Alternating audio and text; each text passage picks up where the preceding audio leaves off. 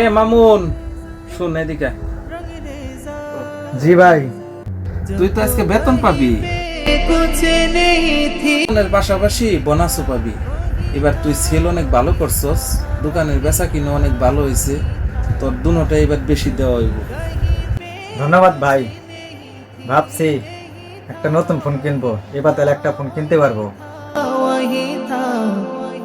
আচ্ছা চলো, বছর এবার বেতন বোনাস ভালোই দিছে, নতুন একটা ফোন কিনে নিয়ে আসি।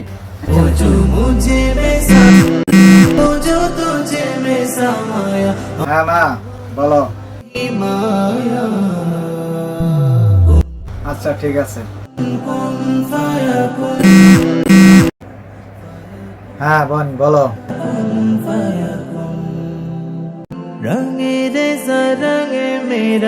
আচ্ছা সমস্যা নাই, রাতে বাসার আসার সময় টাকা আমি নিয়ে আসা মনে।